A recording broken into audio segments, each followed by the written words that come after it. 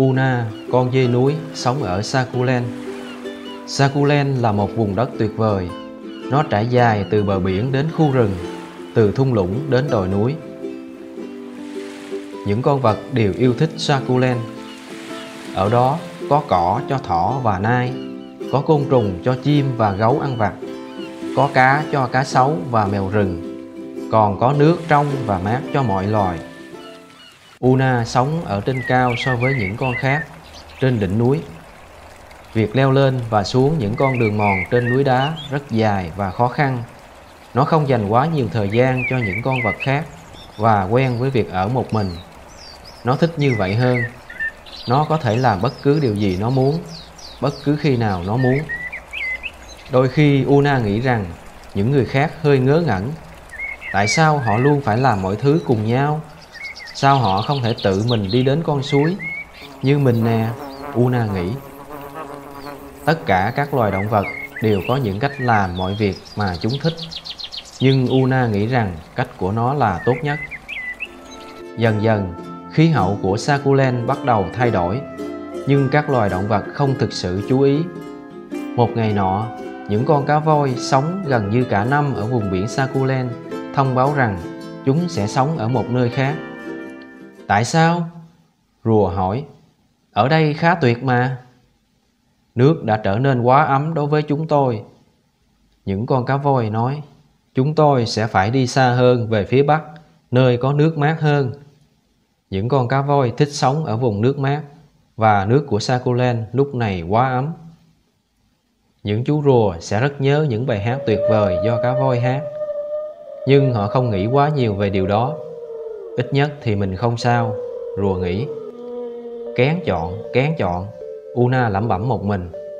Tôi không phiền nếu trời quá nóng hay quá lạnh. Họ nên giống tôi hơn. Mọi người đã sớm quên đi những con cá voi. Nhưng một ngày nọ, những chú rùa bắt đầu thu dọn đồ đạc và bỏ đi. Tại sao? Lũ mèo hoang hỏi. Bạn luôn có vẻ hạnh phúc ở đây. Chẳng còn đủ cát cho chúng tôi nữa, những con rùa đẻ trứng trên bãi cát cho biết. Nó đã đi đâu?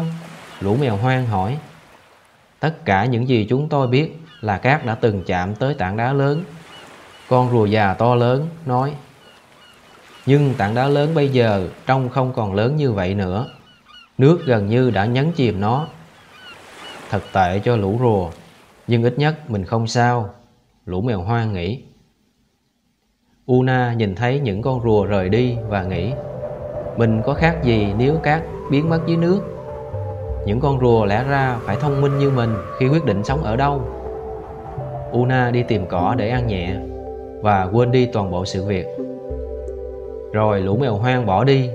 Họ không thể bắt được những con cá ngon trong dòng suối nữa. Nó đã trở thành một vũng nước. Con nai nghĩ. Ôi, thật là khủng khiếp đối với lũ mèo hoang. Nhưng ít nhất mình vẫn ổn. Una nhìn sang dòng suối nơi nó uống. Những con mèo hoang đã khá kiên cường, nhưng chúng không được kiên cường như mình. Một ngày nọ, Una nhận thấy một điều gì đó kỳ lạ. Mỗi năm, tuyết trên núi của nó sẽ tan chảy, giống như một khối nước đá, và lấp đầy dòng suối của nó.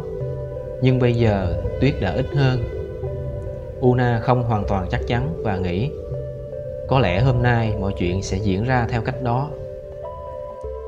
Nhưng sau đó, những con vật kỳ lạ bắt đầu đến Sakulen. Mọi người đều cố gắng tỏ ra thân thiện với những con bò. Nhưng những loài mới đến không để ý lắm. Chúng cứ gặm cỏ và nhai đi nhai lại. Và có rất nhiều con trong số chúng. Những con nai cảm thấy không vui khi cỏ bắt đầu biến mất. Và rồi, lũ nai phải rời khỏi Sakulen để tìm đủ loại cỏ mà chúng thích. Chúng nên thấy mình đã phải ăn gì thời gian này, Una nghĩ. Đôi khi mình phải liếm địa y trên đá. Không ngon chút nào.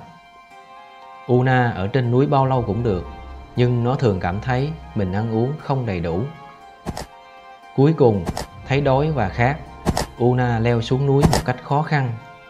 Nó đã nếm một ít cỏ từ những ngọn đồi, nhưng đó không phải là loại mà nó thích. Nó tìm thấy một con suối trong một thung lũng, nhưng vị của nước không còn ngon lành, nhưng nó vẫn quen. Giờ thì Una đã nhận ra lý do tại sao những con vật khác lại bỏ đi.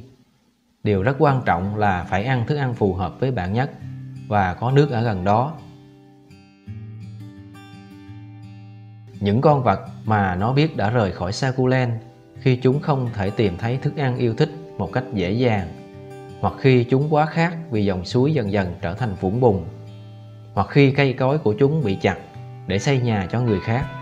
Una và những người bạn của nó đã nghĩ, ít nhất đó không phải là tôi, khi những thay đổi ảnh hưởng đến người khác. Khi các đại dương trở nên ấm hơn, những con cá voi rời đi để tìm kiếm một nơi sống thích hợp hơn. Những con rùa, con nai và Una không hề quan tâm gì.